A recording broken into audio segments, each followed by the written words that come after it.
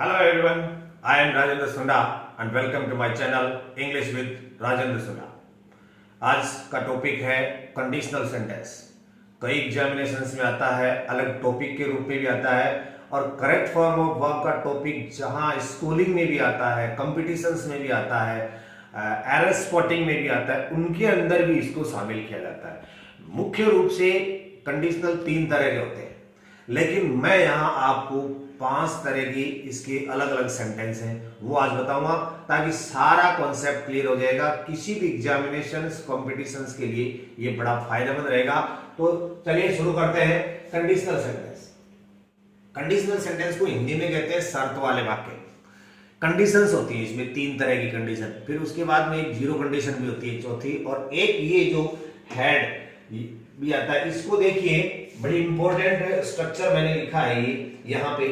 English के अंदर जब कभी भी हेल्पिंग वर्ब शुरुआत में आ जाती है तो सेंटेंस इंटरोगेटिव हो जाता है, या फिर उसको ऐसा मान लेते हैं कि वो रिलेटिव प्रोनाउन के रूप में वो WH वर्ड होता है। तो लेकिन हेल्पिंग वर्ब अगर शुरुआत में आती है इनिशियली, तो सेंटेंस डिमांड करता है कि वो इंट्रोगेटिव हो, लेकिन ये इंट्रोगेटिव नहीं है।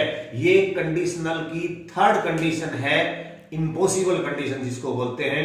कई बार ऐसा सेंटेंस आता है, यहां ब्लैंक छोड़ दिया जाता है, इधर से वुड हैव दे दिया जाता है, यहां क्या भरना होता है। स्टूडेंट इसको कंडीशनल मानते ही नहीं है, बोलते हैं इसमें इफ नहीं है तो कंडीशन नहीं है। जरूरी नहीं है कंडीशनल के अंदर इफ हो, इसके अंदर हेड से भी कई बार सेंटेंस। इसको लास्ट में क्लियर करेंगे। शुरुआत करते हैं, पहले देखते हैं कि जीरो कंडीशन क्या होती है। ये कंडीशन जरूर देखिए, ए, दूसरी और तीसरी, पर जीरो कंडीशन क्या होती है। कई ऐसा क्या होता है कि इफ वाले सेंटेंस में शुरुआत में भी प्रेजेंट सिंपल और आगे वाले में भी प्रेजेंट सिंपल, मैन क्लॉज में भी प्रेजेंट सिंपल और सबऑर्डिनेट क्लॉज के अंदर में भी प्रेजेंट सिंपल होता है। ऐसा आपने कभी देखा होगा कि दोनों के अंदर ही यहां पर भी प्रेजेंट सिंपल आ गया और इसमें भी प्रेजेंट सिंपल, क्योंकि हमने ये देखा कि जब यहां प्रेजेंट सिंपल होगा तो यहां पर विल और शैल के साथ वर्ब की फर्स्ट फॉर्म आएगी। लेकिन ये देखिए, इसमें क्या अंतर है।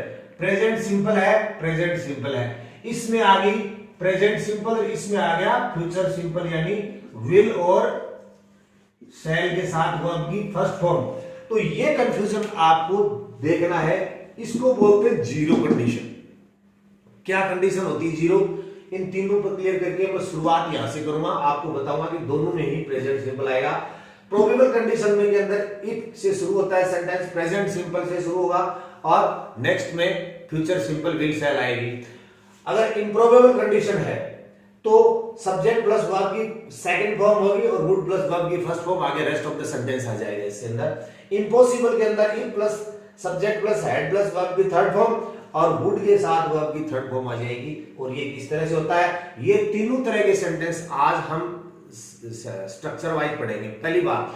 दूसरी बात मैं आपको ये बता दूं कि कई बार सेकंड ग्रेड और फर्स्ट ग्रेड के एग्जामिनेशन में एक प्रश्न ये पूछा जाता है कि सेंटेंस लिख के दे देते हैं, इफ से शुरू होगी, इसमें प्रेजेंट सिंपल होता है, इसमें फ्यूचर सिंपल होता है, और ये बोलते हैं इसमें मैन क्लॉज कौन सा है, मैन क्लॉज कौन सा है। तो मैन क्लॉज स्टूडेंट क्या करते हैं कि इफ वाले को मैन क्लॉज मान लेते हैं, जबकि ये मैन क्लॉज नहीं होता है। मैन क्लॉज इफ या व्हेन के अलावा जो सेंटेंस होता है वो होता है मैन क्लॉज। ये मैन क्लॉज होगा और ये सबऑर्डिनेट क्लॉज होगा। अगर इस तरह से क्वेश्चन ऑप्शन में आ जाए एबीसीडी, तो आपको ये करना है। अब इनके सेंटेंस बनते कैसे हैं, इनके एग्जांपल्स करके आपको बताता हूं। चलिए, ये जीरो कंडीशन, जीरो कंडीशन पे पहले चर्चा करते हैं, क्योंकि ये जीरो कंडीशन कहीं बताई नहीं जाती है और स्टूडेंट कंफ्यूज आ जाते हैं कि दोनों तरफ हमने जैसे। अब मैं इसके नीचे एक प्रोबेबल कंडीशन और लिख देता हूं। यहां पे नंबर 1 जो हमारी है वो है प्रोबेबल। प्रोबेबल कंडीशन का जो स्ट्रक्चर होता है वो ये होता है कि if plus subject plus present simple लिख देता हूं मैं।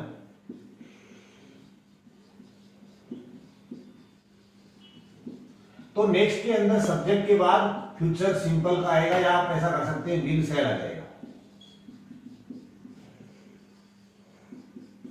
और वर्ब की फर्स्ट फॉर्म आ जाएगा। इसको कोरिलेशन में देखिए, हमने ये पढ़ा है मोस्टली स्टूडेंट्स ने, और ये करते हैं कि अगर if subject present simple they दिया, यहां अगर ब्लैंक दे दिया तो स्टूडेंट क्या करेंगे, यहां पर सिर्फ यही करेंगे कि विल सेल कर देंगे। तो अगर मान लीजिए ये आपके एग्जामिनेशन में इस तरह से आ जाता है और ब्रैकेट में दे दिया बिकम, तो हम क्या करेंगे, हमने तो ये पढ़ा था कि इफ है, सब्जेक्ट है, प्रेजेंट सिंपल है, तो यहां पर विल सेल कर देंगे और विल सेल करते ही सेंटेंस हमारा गलत हो जाएगा, आंसर गलत हो जाएगा, हमें नंबर नहीं मिलेंगे। तो ये देखिए कि इसका कारण क्या है, यहां पर फिर देखिए फील, ये जीरो कंडीशन है। यहां मैंने ये बताया कि विल सेल आएगा, पर यहां प्रेजेंट सिंपल ही आएगा। तो अंतर कैसे करें इसका पता कैसे करें कि भाई इसमें प्रेजेंट सिंपल करना है, इसमें विल सेल करना है, प्रोबेबल का ये पता करेंगे कि यहां पर दो कंडीशंस होंगी, आप इनको नोट कर लीजिए। नंबर 1, एक तो यूनिवर्सल ट्रूथ, यूनिवर्सल ट्रूथ होगा एक, और नंबर 2 कोई साइंटिफिक लॉजिक हो सकता है, या हैबिचुअल फैक्ट हो सकता है, या जितने भी आदतन हैबिचुअल मान लीजिए आप, हैबिचुअल या साइंटिफिक फैक्ट, ये चीजें होंगी। बड़ी इंपॉर्टेंट चीज है, ध्यान दीजिए कि अगर कंडीशनल सेंटेंस में इससे ज्यादा कुछ नहीं आएगा, बाकी सब सिंपल है, यूनिवर्सल ट्रूथ होगा, हैबिचुअल या साइंटिफिक फैक्ट आ जाएगा, तो क्या करोगे आप यहां पर विल सेल नहीं करोगे, आप वापस प्रेजेंट सिंपल करोगे। पहले वाले में प्रेजेंट सिंपल, अगले वाले में प्रेजेंट सिंपल, इसको कहते हैं जीरो कंडीशन। प्रोबेबल कंडीशन की बात करें, और एक कई बार इसमें ऐसे भी पूछ दिया जाता है, इसमें वो मैन क्लॉज क्या होता है, तो मैन क्लॉज जो इफ वाला मैन क्लॉज नहीं होता है, मैन क्लॉज बिना इफ वाला होता है, और जो रिजल्ट क्लॉज होता है ये कंडीशन क्लॉज है, ये है कंडीशन क्लॉज, और ये है रिजल्ट क्लॉज। इनका मतलब ये होता है कि यदि ऐसी कंडीशन होती है तो ये रिजल्ट आएगा, यदि ये कंडीशन होती है तो ये रिजल्ट आएगा, ये कंडीशन होती है तो ये रिजल्ट होता है। ये इसी तरह से ठीक इसमें से भी अगर जैसे इफ यू वर्क हार्ड, यहां मैं इसकी बात कर रहा हूं, if you work hard probable है you will get, you gets नहीं, क्योंकि यहां ना तो कोई साइंटिफिक रीजन है, ना कुछ हैबिचुअल फैक्ट है, ना कोई यूनिवर्सल ट्रूथ है। तो यहां पर आप जो मैन क्लॉज ये होगा, आप ये भी ध्यान रखें, जो रिजल्ट क्लॉज होता है वो ही मैन क्लॉज होता है, ये नहीं होता है, कंडीशनल क्लॉज होता है ये, ठीक है। अब इसमें देखिए जैसे if he works hard he will get good marks, तो यहां पर आप फिर इसको मिटा देते हैं कि यहां पर और ब्रैकेट में लिख देते हैं get। अब एग्जामिनेशन में अगर ऐसा आता है तो if he works hard, condition है इसकी, प्रोबेबल संभावना है इस कंडीशन की कि यदि तुम ऐसा करते हो तो ऐसा हो जाएगा, यदि तुम कड़ी मेहनत करते हो तो you will gate A job, you will get good marks in the examination. तो यहां पर जब आपको प्रेजेंट सिंपल नहीं करना है, क्योंकि इसके अंदर आपको करना था, यहां मैंने फील किया है क्योंकि ये प्लूरल है तो प्रेजेंट सिंपल में, अगर यहां सिर्फ ये होता तो फील्स हो जाता, इट बिकम्स, ये बिकम्स हो गया, यहां बिकम्स हुआ है, यहां फील प्रेजेंट सिंपल हुआ है, लेकिन यहां क्या होगा, विल और विल गेट गुड मार्क्स, ये होगा। तो ये अंतर आपको देखना है, ये प्रोबेबल कंडीशन है, ये हैबिचुअल फैक्ट वगैरह है। तो इसकी जो कंडीशन है यहां ये बताया जाता है कि अगर आप ऐसा करते हो तो ऐसा हो जाएगा, ऐसा होगा। जैसे इफ दे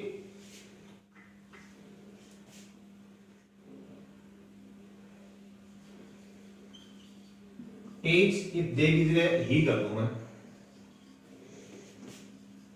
अस, वी, यहां विल भी कर सकते हो, सेल भी कर सकते हो, गेट गुड मार्क्स, और यहाँ टीच आ गया। अब यहाँ पर टीच में हमें क्या करना है, क्योंकि ये जो कोमा लगा हुआ है इसके आगे वाला कंडीशनल ये रिजल्ट केस है, मेन क्लोज है, तो इसके अंदर फ्यूचर है तो इसके अंदर प्रेजेंट सिंबल आएगा। If he teaches us we will get good marks. तो ये होगी है अपनी प्रोबेबल कंडीशन। प्रोबेबल कंडीशन के बाद में अब मैं दूसरी कंडीशन के लिए शुरू करता हूं। ये इम्प्रोबेबल कंडीशन है, ये वो कंडीशन है, पहले वाली प्रोबेबल थी जिसमें बात थी कि अगर आप ऐसा करते हो तो ऐसा हो सकता है, आपके पास चांस है, मौका है, समय है। इसमें क्या है, चांस मौका नहीं, ये कह रहा है कि ऐसा करते ना आप, इस कंडीशन में अगर आप ये करते तो ऐसा होता, ये करते, आपने किया नहीं। बहुत इंपॉर्टेंट है, बहुत इंपॉर्टेंट है। और इसमें सबसे ज्यादा जो इंपॉर्टेंट है, इसमें जब प्रयोग होता है बी वर्ब का, तब वो बहुत ही इंपॉर्टेंट हो जाता है। मोस्ट ऑफ द स्टूडेंट्स गलत करके आते हैं, आप देखना, मैं बताऊंगा आपको कितने इंटरेस्टिंग जो है ये। तो इसमें ये होगा कि जो अगर आप ऐसा होते, यदि आप प्रधानमंत्री होते, यदि आप टाइगर होते, जो इमेजिन की जाती है ऐसा ऐसा होते तो ये होता। तो इसका क्या करोगे, जैसे इफ यू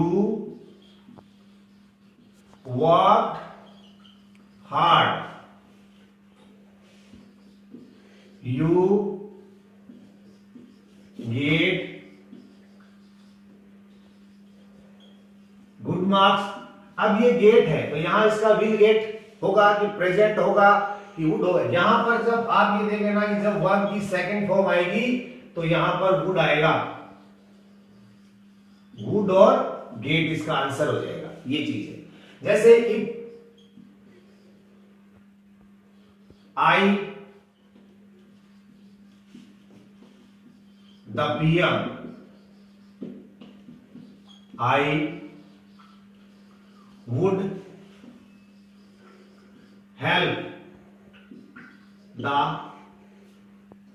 poor, ये if I the PM, तो यहां पर इसकी ये कहता है कि अगर इधर मैन क्लोज के अंदर वुड प्लस वर्ब की फर्स्ट फॉर्म हो तो आपको यहां पे इसकी सेकंड फॉर्म करनी है। यही तो बात है, स्ट्रक्चर फॉर्मूला यही तो कहता है ना। तो स्ट्रक्चर जब ये कहता है तो इसकी दो होती है वर्ब, एक तो होती है was और एक होती है वर्ब सेकंड फॉर्म। तो यहां आई के साथ वर आएगा। अब ये आप सोच लीजिए कि जितने भी टेंस का प्रयोग होता है, जब भी हम टेंस का वर्ब का कहीं भी प्रयोग करते हैं, कंडीशनल को या इमेजिन को छोड़ के, कल्पना जो करते हैं उसको छोड़ के करते हैं, तो आई के साथ वाज का प्रयोग होता है, वर का प्रयोग नहीं होता। वोज हमेशा वोज आता है आई के साथ। लेकिन ये कंडीशन एक ऐसी है कंडीशनल सेंटेंस की, इम्प्रोबेबल कंडीशन, उसके अंदर अगर यहां वुड प्लस वर्ब की फर्स्ट फॉर्म है, यहां whatever the subject be, you will have to insert verb as a part of the verb be। यदि आपको वुड के लिए यहां बी की फॉर्म भरनी है तो आपको करना ही पड़ेगा क्या, वर्ब। जैसे ही के साथ वर्ब, मोहन के साथ वर्ब, दे के साथ वर्ब, आई के साथ वर्ब। तो जैसे if he you he would help me, ये देखिए अब इसमें फिर वुड आ गया, वुड आ गया तो यहां वर्ब की सेकंड फॉर्म आएगी, वुड आ गया तो बी की सेकंड फॉर्म आएगी। तो बी की सेकंड फॉर्म तो वाज या वर होती है, या तो ये होती है या ये होती है। तो यहाँ ही के साथ तो वाज ही ठीक लगता है, लेकिन नहीं, ही के साथ आपने पहली बार देखा होगा कि ही के साथ भी वर आता है, ही वर। मान लीजिए किसी का नाम होता इफ मोहन,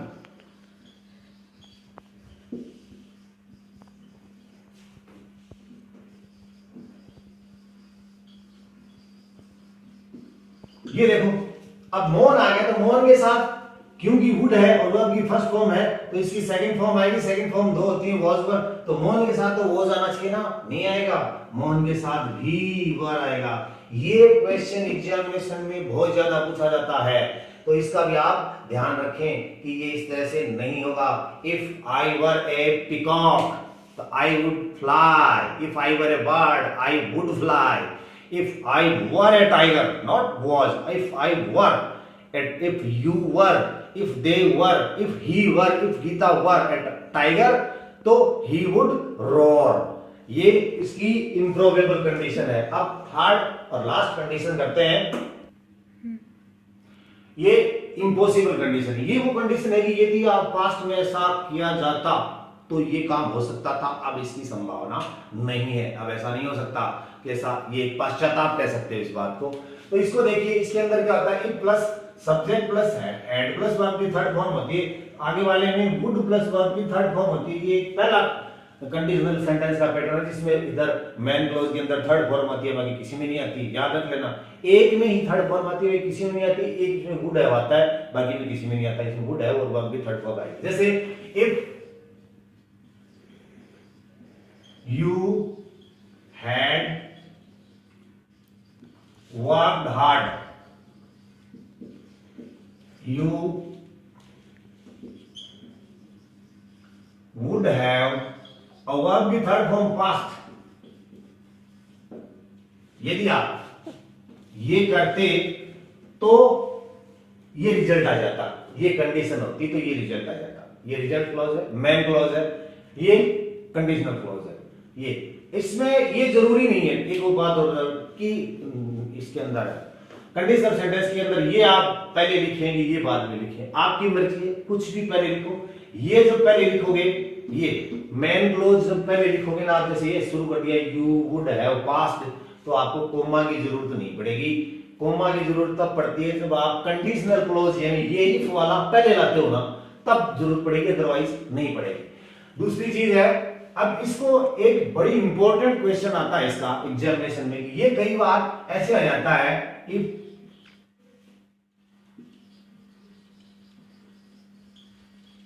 हार्ड,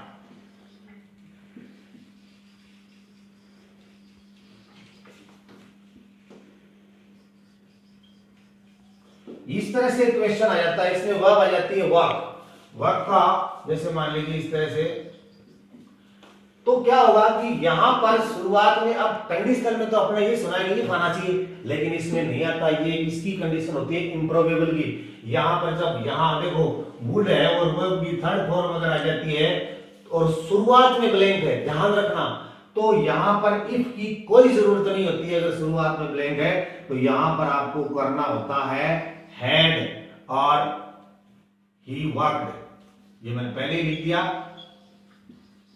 ये कंडीशन भी आप इसको, इसमें ये इंसर्टेड है, अंडरस्टूड है कि इसके अंदर इफ आ गया है, ऐसा माना जाता है। अब मैं एक पांच मिनट के अंदर आपके लिए काम करता हूं कि जितनी भी कंडीशंस हैं उनको लिख देता हूं, आप उनकी स्क्रीनशॉट ले लेना, या फिर आपको मैं ये बता देता हूं कि जैसे जीरो कंडीशन है। जीरो कंडीशन में क्या होगा, इफ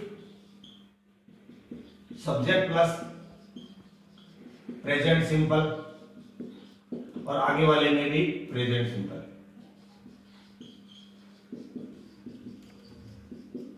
ठीक है। Condition number 1, if plus subject plus